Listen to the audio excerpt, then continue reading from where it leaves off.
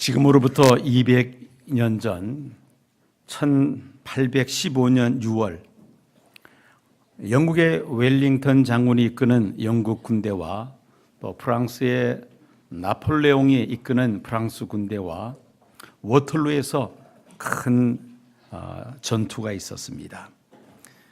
두 나라의 운명을 건 일전이었습니다. 시간이 지나자 양국 국민들은 전쟁의 결과가 무척이나 궁금했습니다. 그 당시는 이 무선 통신이 전혀 발달하지 않은 시대였습니다.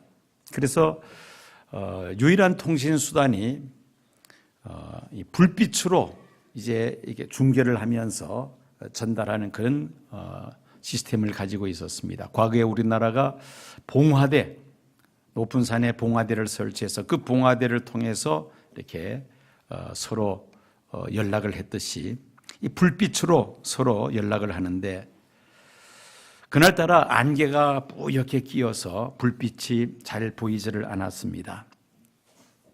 그 연락병이 가만히 보니까 영국의 웰링턴 장군이 이끄는 영국 군대가 패했다는 것으로 그렇게 판단을 했습니다. 그리고는 계속해서 이제 조국 영국으로 그 소식이 전달이 되었습니다. 그러자 온 나라가 슬픔에 잠깁니다. 남편 또는 아들을 전쟁터로 보낸 사람은 가슴을 치면서 통곡을 합니다. 왕실도 침통한 분위기에 빠져들었습니다. 그런데 잠시 후에 그 전장터에서 안개가 서서히 그치면서 다시 불빛으로 신호가 오는데, 웰링턴 장군이 나폴레옹의 프랑스군을 크게 패배시켰다는 그런 메시지였습니다. 이 승리의 기쁜 소식이 영국 국민들에게 다시 전해질 때에 크게 온 국민들이 기뻐합니다. 왜냐하면 이 영국의 웰링턴 장군의 승리는 바로 영국 국민의 승리와 다를 바가 없었기 때문이었습니다. 예수님께서 십자가에 못 박혀 돌아가셨을 때에 사람들은 예수님이 완전히 죽은 것으로만 그렇게 판단을 했습니다. 그런데 3일째 되는 날에 예수님이 다시 살아나셨습니다.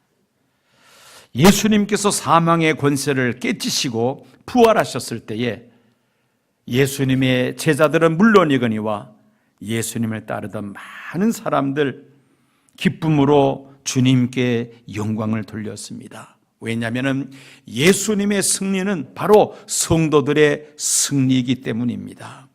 예수님의 부활은 단순히 예수님 한 분의 부활로 그치는 것이 아니라 장차 모든 성도들의 부활로 이어지는 큰 사건이었기 때문이었습니다. 기독교는 부활의 종교입니다. 그런데 더러 기독교인들 가운데서도 예수님의 부활을 믿지 못하는, 그리고 예수님 부활에 대해서 잘못된 생각을 가지고 있는 사람들이 가끔 있습니다. 첫째는 부활을 정신적이고 영적인 면만 생각하는 것입니다.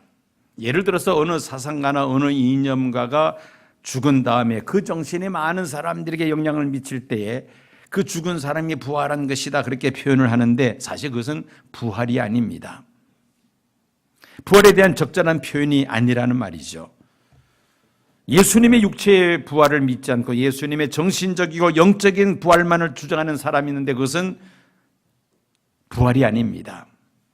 둘째는 부활을 단순히 죽었던 육체가 다시 살아나는 것으로만 생각하는 사람이 있습니다. 성경에 죽었던 사람이 다시 살아나는 기적이 여러 곳에 기록이 되어 있습니다. 엘리야 선지자가 그런 기적을 나타내고 엘리사 선지자도 그런 기적을 나타내죠. 예수님은 죽었던 사람을 3번이나 살려내신 그 기록이 성경에 기록이 되어 있습니다. 예수님의 제자인 베드로도 죽었던 자를 살리는 기적을 나타내고, 또 바울도 역시 마찬가지로 죽었던 자를 살리는 그런 기적을 나타냈습니다. 그런데 그들이 죽었다가 다시 살아났지만 부활한 것은 아니었습니다. 그들은 죽었던 몸이 다시 살아나서 잠시 생명은 연장되었지만은 얼마 못 가서 또다시 세상을 떠났습니다. 이것을 우리는 부활이라고 하지 않습니다. 그럼 부활이란 무엇이냐? 부활이란 죽었던 자의 영혼과 육체가 다시 살아날 뿐만 아니라 그 다시 살아난 육체는 지금 우리의 육체와는 다른 육체입니다. 병들고 세월이 지나가면서 노쇠하고 그러다가 죽는 그런 육체가 아니라는 것이죠. 영원히 병들지 않고 썩지 아니하는 그런 변화된 육체입니다. 뿐만 아니라 시간과 공간을 초월한 그러한 육체였습니다. 예수님께서 부활하신 날 저녁에 제자들은 예수님께서 부활하셨다는 소식을 듣고서도 그들은 유대인들이 무서워서 문빗장을 굳게 걸어 잠그고는 그 방 안에서 그들이 숨을 죽이고 있었습니다. 그런데 그때 예수님은 문을 열지도 않은 상태에서 갑작스럽게 방 안에 나타나셨습니다. 그리고 제자들에게 너희에게 평강이 있을지어다 말씀하십니다. 그리고는 제자들에게 못자국 난 손과 그리고 그 발과 창자국 있는 그 옆구리를 보여주시면서 나를 만져보라. 보라, 영은 살과 뼈가 없으되 너희 보는 바와 같이 나는 있느니라고 말씀하시면서 여기 먹을 것이 있느냐 말씀하시니 제자들이 생선 한 토막을 예수님께 갖다 드렸습니다. 그 앞에서 예수님은 잡수셨다고 누가복음 24장에 기록을 하고 있습니다. 즉 부활된 예수님의 육체는 사람의 눈으로 보고 손으로 만질 수 있을 뿐만 아니라 음식을 먹기도 하였습니다. 그러면서 우리와 차이가 있다면 그 부활된 몸은 다시는 병들지 않고 노쇠하지도 않고 죽지도 않는 영원히 살 수 있는 변화된 몸이었습니다. 시간과 공간을 초월하는 그런 변화된 몸이었던 것입니다.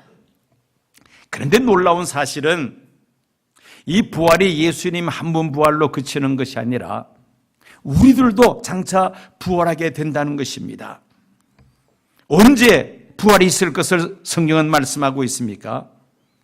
예수님 다시 오실 때에 성도들도 부활할 것을 성경은 말씀하고 있습니다.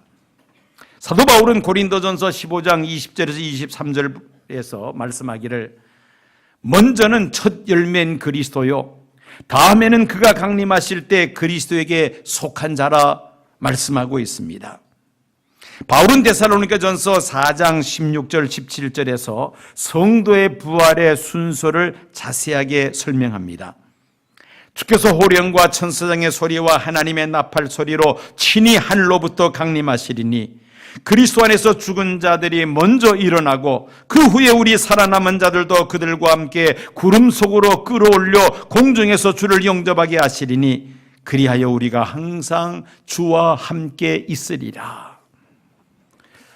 휴거로 알려져 있는 이 말씀은 실상은 성도의 부활에 관한 말씀입니다.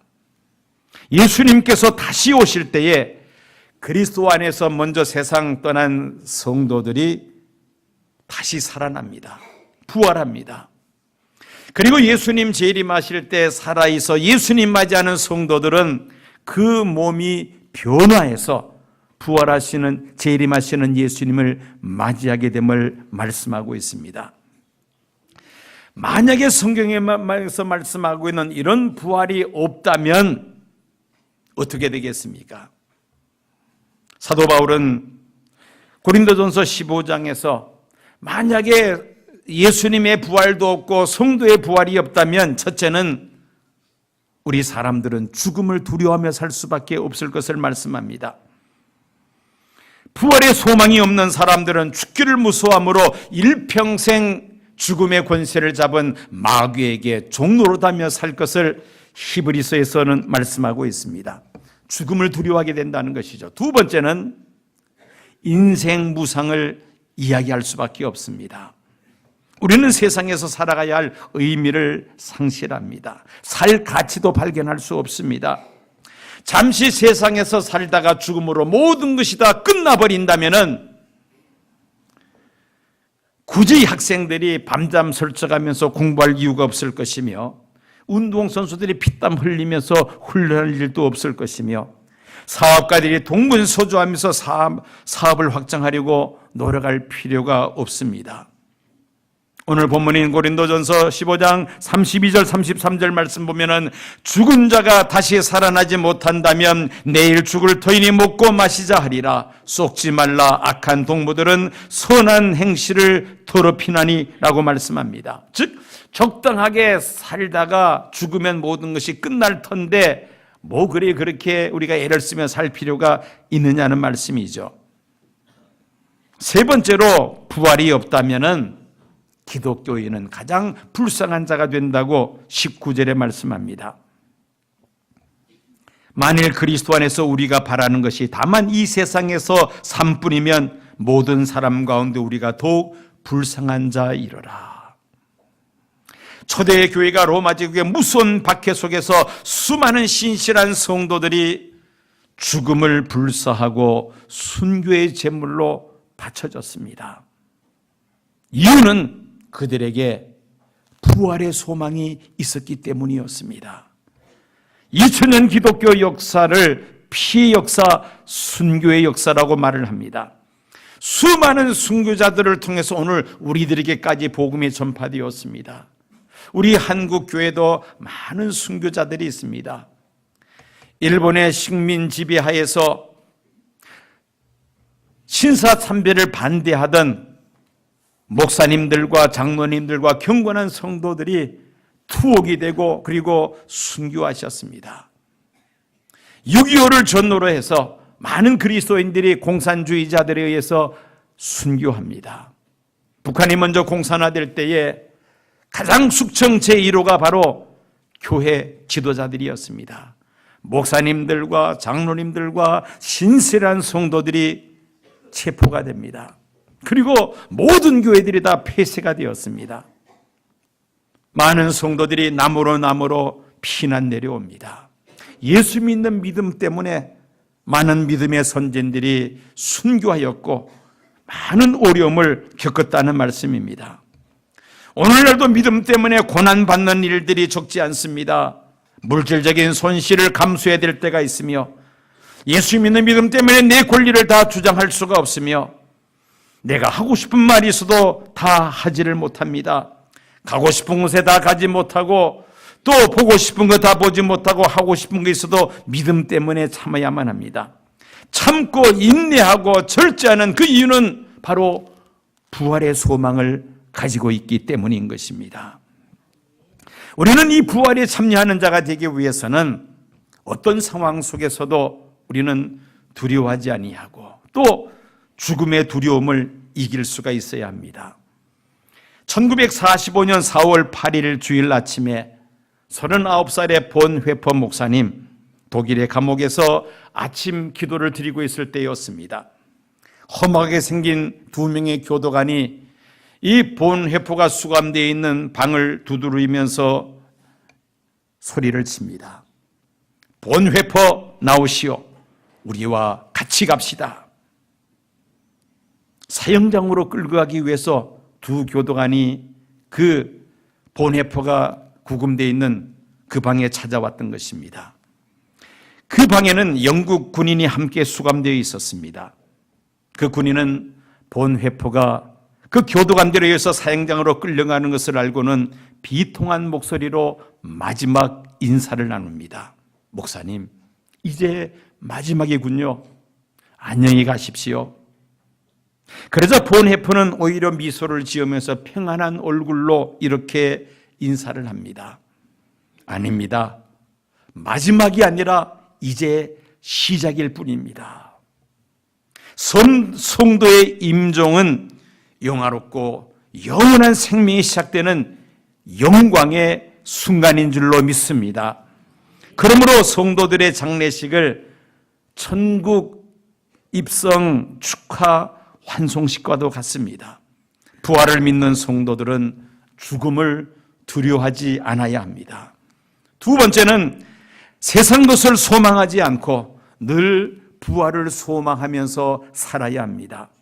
신앙생활을 한다면서도 하늘의 것, 신령한 것보다는 땅에 있는 것, 세상에 있는 것들을 더 우리가 찾으며 사로잡혀 살아갈 때가 있습니다.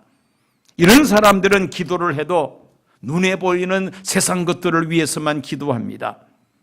세상에서의 출세와 성공과 건강과 그리고 자신의 그 유익을 위해서만 기도합니다. 이런 신앙을 우리가 무슨 신앙이라고 말을 하죠? 기복신앙이라고 말을 합니다.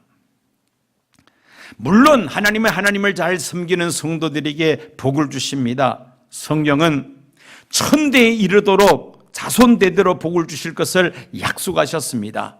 문제는 우리가 무엇을 먼저 구할 것인가입니다. 이 세상 것을 먼저 구할 것인가, 아니면 하나님의 나라와 하나님의 의를 먼저 구할 것인가, 우선순위의 문제인 것입니다. 성도의 부활은 예수님의 재림으로 이루어집니다. 그러므로 부활을 소망하며 산다는 것은 예수님의 재림으로 이루어질 부활과 영원한 하나님 나라를 소망하며 산다는 것입니다. 하나님 나라를 소망하며 살아갈 때에 우리의 삶의 방향이 분명해질 줄로 믿습니다. 고린도전서 15장 58절 말씀을 보면은 그러므로 내 사랑하는 형제들아 견실하며 흔들리지 말고 항상 주의 더욱 힘쓰는 자들이 되라. 이는 너희 수고가 주 안에서 헛되지 않은 줄 압니다. 세상에 태어났다가 한 번은 떠나야 하는 것이 우리의 운명입니다. 유한한 인생이라는 말이죠.